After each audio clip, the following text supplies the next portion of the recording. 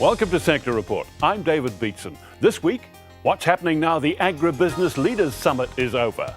Why is one of New Zealand's largest banks in a strategic partnership with National Fieldays for the farm sector's big day out?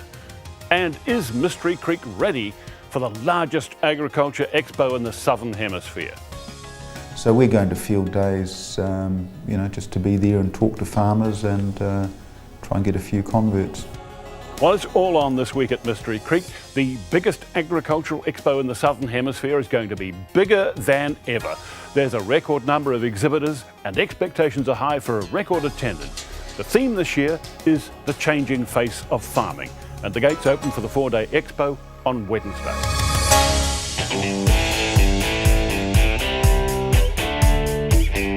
Every year, tens of thousands of people pour into Fieldays, most of them curious onlookers. Exhibition space is costly for a reason though. Farmers spend millions on ag services and equipment annually, and these guys want a slice of the pie. New businesses too want in on the action. This year, more than 1,000 exhibitors are currently setting up for Australasia's largest agricultural trade show, and it's still growing. That's because there are plenty of companies like the Dairy Goat Co-op, who will be setting up at the Fieldays for the first time this year. We've quite deliberately had a very low profile.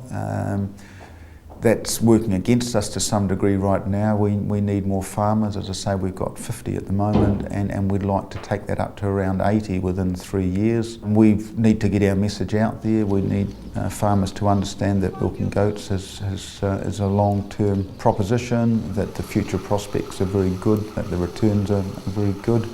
So we're going to Fieldays, just to be there and talk to farmers and try and get a few converts. Dave Stanley has been with the cooperative for 26 years and has seen it grow from a tiny niche startup into an international market leader. The co-op now collects, processes and exports more than 5,000 tonnes of goat milk formula annually. The plant will operate for 24 hours a day, producing in that time around about 100,000 cans. However, with growing demand in Asia, even that is not enough. Our product will typically retail at twice the price of the leading cow's milk formula. So it is a more expensive product to make, and it is a super premium product. And as I say, we've got in 8 or 9 of our markets around the world right now, the surge is causing us real headaches in terms of keeping the supply up.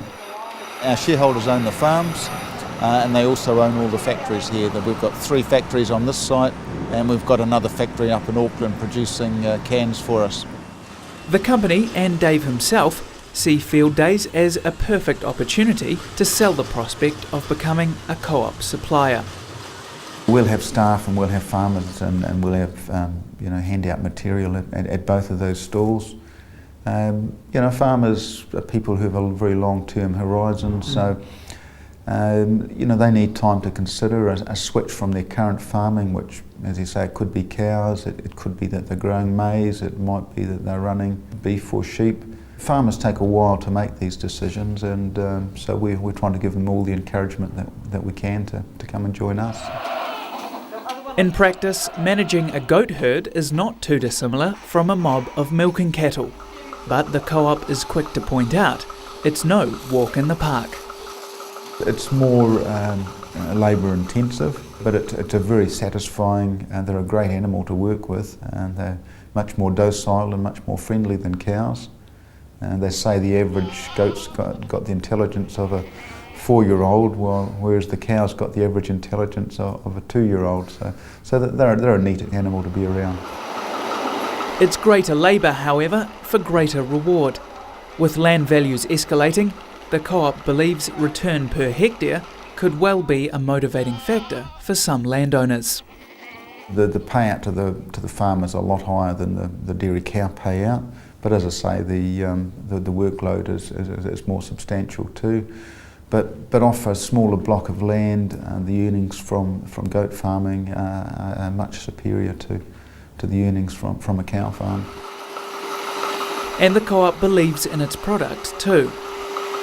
The broad composition is similar, but goat's milk is secreted by a different pathway to cow's milk. So the goat's milk is secreted in a more similar way to the human milk.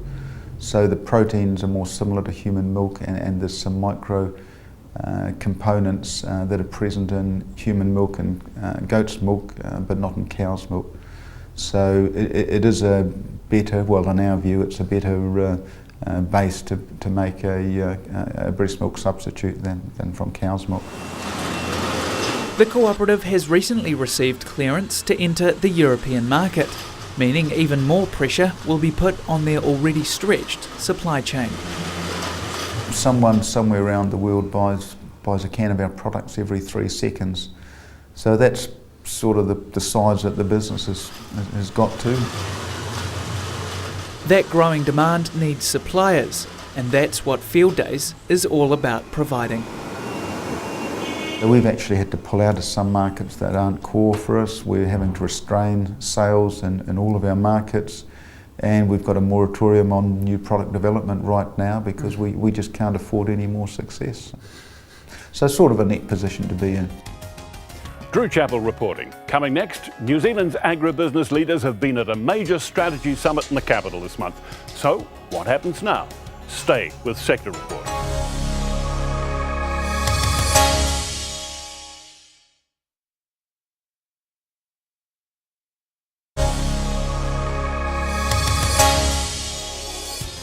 Agribusiness leaders held a summit meeting in the capital to focus on the outlook for their industries over the next 5 years.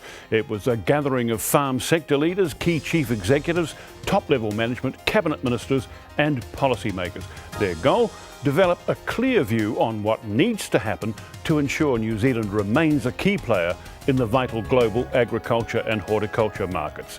And joining us now, one of the keynote speakers at the Outlook Summit from the University of Waikato, Professor of Agribusiness, Jacqueline Rowath. Professor Rowath, welcome. How did you get involved with the summit? I was simply contacted this year to come and chair it, but it's third year that it's been happening and I've been attending the other two. Yeah, it was the who's who of agribusiness really, but where was the news?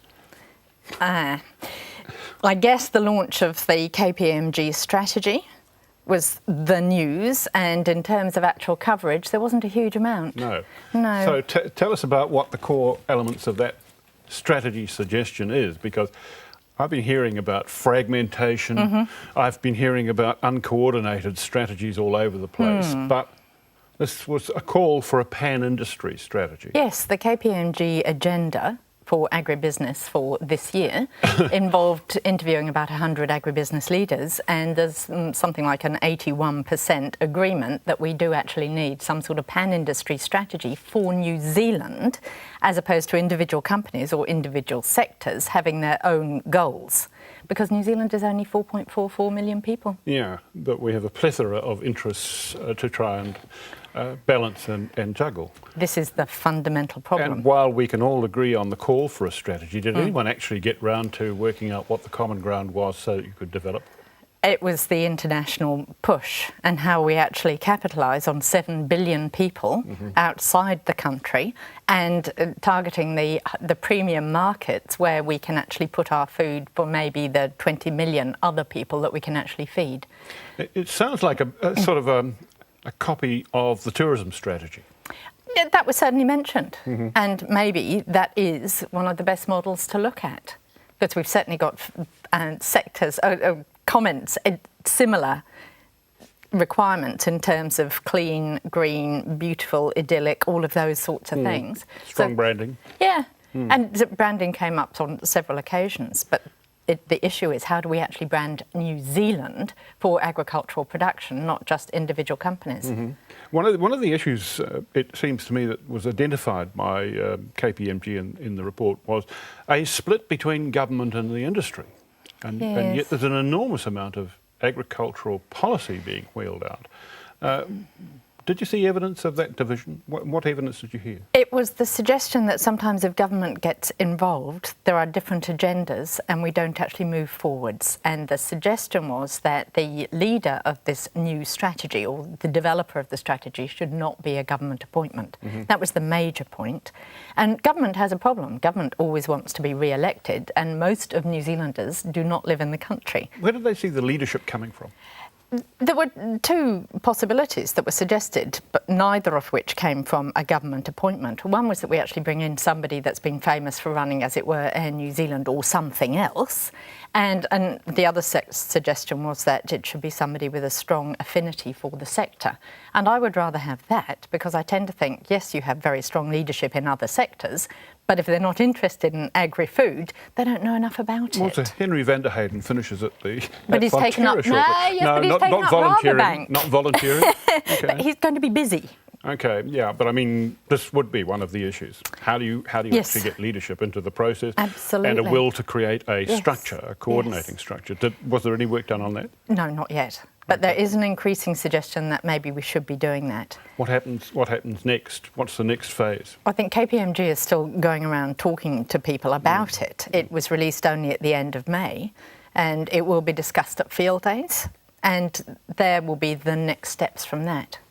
I'll come on to Fieldays in just a moment, but one of the things that that seemed to be in the program for the summit was that there was a very strong focus on international markets. Yes. There's been a strong focus on getting an understanding of the supply chain from the farm gate to the plate. Yes. Did they address the issue of getting feedback from the plate to the gate? A bit. And as we've mentioned, Fieldays, I'd say that is maybe one of the places where we can get it. It was certainly talking very much better than we have done in the past with the people on the ground in the countries in which we are trying to create markets. And so collaboration was a huge theme of the summit.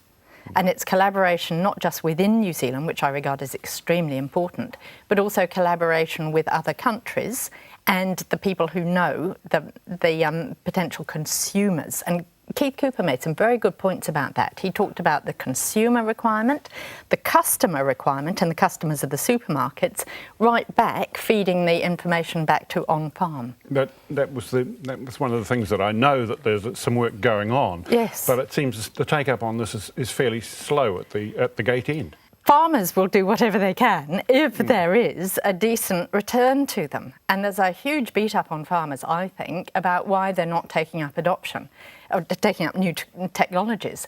And mostly what I see is nobody's actually proven to them how it will work in their system and actually be something that they can adopt without risk and that will make the difference to their bottom line. Was that challenge identified and accepted so that it's on the agenda for further action? Not at the summit, Yeah.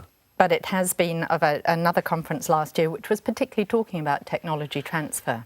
Well, your next stop is the Field Day. Yes, it is. Yes, so what will be the key message that you'll be taking there, having been to the summit, having gone through this process? The Field Days focus is the changing face of agriculture, and that is not just the internationalisation that we've just been talking about, but things like ownership of farms, gender and ethnic background in terms of employees, and the competition for land use, and of course the ever-present price of food. And New Zealand, we are amongst the lucky countries. We are in the cheapest price bracket for food as a proportion of income, but we need to get that through to our consumers as well as the customers in New Zealand, because as most people are urban, they actually are beginning to lose track of what it actually takes to farm. And we have very safe food that is beautifully tasty, got the mouthfeel, the quality that we require, and a lot of that will be on show at Fieldays. And the other thing is showing the wonderful technological advances and how you can have a career in agri-food. Technology. Yes. Robots. Yeah, interesting. Yeah, yeah. But how interesting and how developed are we in this area? We certainly have some advances in the area. There's the things like mechanical harvesting of fruit, and there's certainly the removing of meat from carcass. And so advances are being made. We still need humans to actually program them and oversee them. To be sure, but I mean, is there an acceptance that this is going to be part of our future? Yes.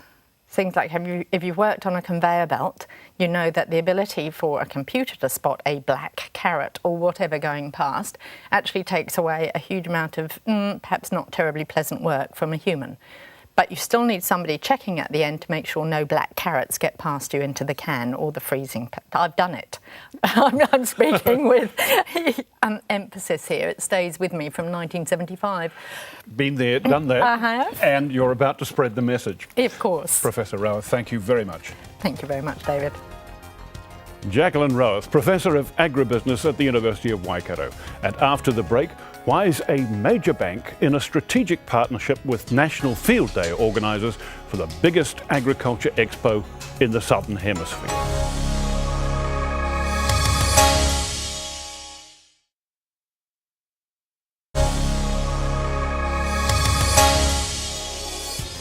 Welcome back to Sector Report. Well, sustaining family business success is a key issue for many farmers. It's also a key issue on the agenda at the ANZ Bank, a bank that's become a major strategic partner with National Agricultural Field Days at Mystery Creek. ANZ will be releasing the results from a barometer survey of privately owned business. Information that's critical for the advisors, the consultants, the industry bodies and the government agencies that support the agri-sector. And to tell us more, ANZ's National Managing Director for Commercial and Agribusiness, Graham Turley, joins us now. Welcome, Graham. Well, I'd like to pick up with your theme, sustaining family business success. Is it sustainable? Yeah, well, firstly, David, thanks for inviting us along. But pleasure.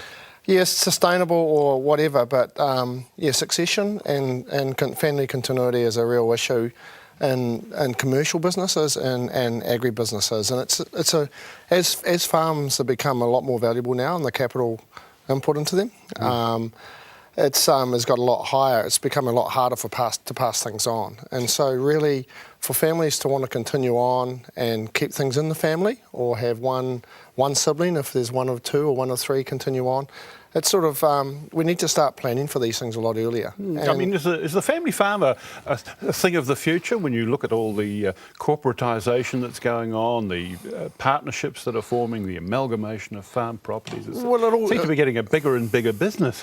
Well, exactly it is, you know, but they don't all have to be big businesses. It's a matter of what families want to be. You know, I think we see in a number of sectors where we have big businesses and we have smaller and we have medium-sized businesses, and farming is no different. And some of those big businesses that we have in farming are family businesses, and they have good succession plans in place to allow them to continue in the family. What sort of mess do people get in if they don't? Well, the real issue is if you don't plan for it and have good governance, what happens is if something happens, you know, quickly, and you're not ready for it, and there's Dad's died. Like Dad's died, yeah, and or mum or whatever, and one of the siblings wants to go on the farm, they don't quite have enough equity, say one or two want to take their cash out, it just makes it hard for the person to come into the farm, and so really it leaves them in a pretty not so nice space. It can take a long time to sort out. Yeah, okay. Can I just sort of turn to the general scene? There's a lot of turmoil and uncertainty around in most of our farm's key offshore markets. How likely is that to affect farm exports in the next 3-year horizon? Well, I think, you know, the longer, medium to piece of string. I think everybody agrees, and we definitely in the space where, you know, the long-term outlook is good, and partly driven by the demographics of our major trading partners and the ongoing development, economic development in the likes of Asia and China and India and so forth, and we're well positioned. So, hey, we think the long term we're looking good. The question really is that there's going to be volatility going through that period, and it's never going to go away. So this is currency volatility, commodity price volatility, and weather. And so what we need is businesses to actually become a little bit more risk averse or risk managers and just prepare for some of those things and have flexibility in their balance sheet and their business structures to manage it. We've gone through a period where farmers have heaped up a lot of debt. They've been paying it down. What sort of shape are people in to weather that volatility you're talking about? Oh, I think in a way, much better shape than they were 3 years ago. I think what we've seen over the last 3 years as a result of the GFC shock is, firstly, farmers are much more conscious and aware of what the actual costs are on farm now, which is good, and able to manage those, defer some and move them around. Secondly, a lot of them have paid down debt over the last two years, particularly with the high milk price and the good meat prices, and so. They've got through a lot better. So, with this payout dropping to, to 550 odd, our book, for example, looks pretty strong still. So, reasonably strong, I think, at the moment. In a recent interview, you mentioned the importance of finding equity solutions as well as using debt to fund operations and development. Now, why did you say that? Well, end of the day, you have to have a good balance sheet structure, and you have to have a good mix of, where your capital comes from. And if you have equity gets through some of these volatile times a little wee bit better. It takes a much longer view. People expect the dividend, but they don't have to pay it every year.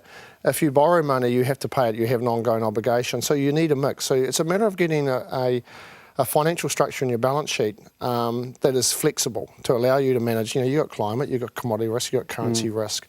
And sometimes when you do developments, things don't go to plan. They cost a little bit more, or it takes a little bit longer to get your production up. And so it's about having a real manageable, sensible balance sheet structure when you go into these things. Well, one of the industry's biggest equity moves at the moment is, of course, the Fonterra plan for trading among farmers and the sale of dividend flows to interested investors. How do you see that proposal from a bank perspective? Well, from a bank perspective, at the end of the day, we're sort of and neutral in a way. It's the farmer's job to work out and vote for how they want to manage the capital structure of their business. But it's one of those factors you have to advise So the issue on. we will be looking for, and I guess, and watching, is just how things do behave afterwards, the share price. We do lend quite a lot of capital against the shares. And I guess one of the things that we'll be looking for is just what volatility comes with that TAF.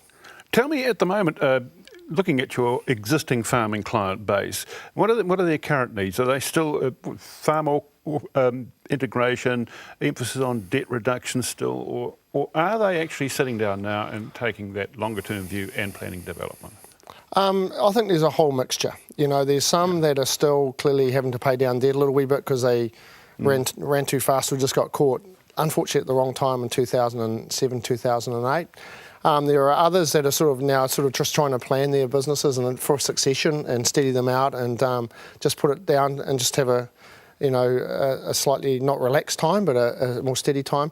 And there's a group of farmers out there that are looking and saying, hey, this is a good opportunity, and can see the opportunities and are looking to expand. Now you stated you see agriculture's growth as key to growth in your own business. How big a stake in agriculture does ANZ have? Significant. Our direct lending on farm is about 17 billion. And that's doubled since 17 billion. Yeah, and that's doubled since 2005 actually. And then indirectly, we probably have half that again through our commercial book, through people that supply, people that are exporters, processors, and so forth. So, you're talking a significant investment in the agricultural sector. So it's a big bet. Well, this month you're making an investment. You're making an investment in National Fieldays. How important is that on your agenda? It's Fieldays from an agri perspective is probably our flagship for the year. And what's valuable about that is it's a place where all our exhibitors, so pretty much our commercial customers come in there, so that our suppliers of equipment and our exporters and everybody else and the Fonterras of the world, and they put on things on show for our farming customers to come together. So it's really one part where the whole value chain comes together, and so we can see them all in one place, and it's great. We've got a lot of activities on schedule for the field We'll days. look forward to seeing you on site. Yeah. Cheers for now. Thanks, you, Graham. David. ANZ's National Managing Director, Agriculture and Commercial, Graham Turley. And that's it for this sector report. Next week, Drew Chappell will be back with more insights from the National Agriculture Field Days at Mystery Creek. In the meantime, you can check out our programs anytime online at country99tv.co.nz. Thanks for your company. I'm David Beatson for Sector Report. See you at the Field Days.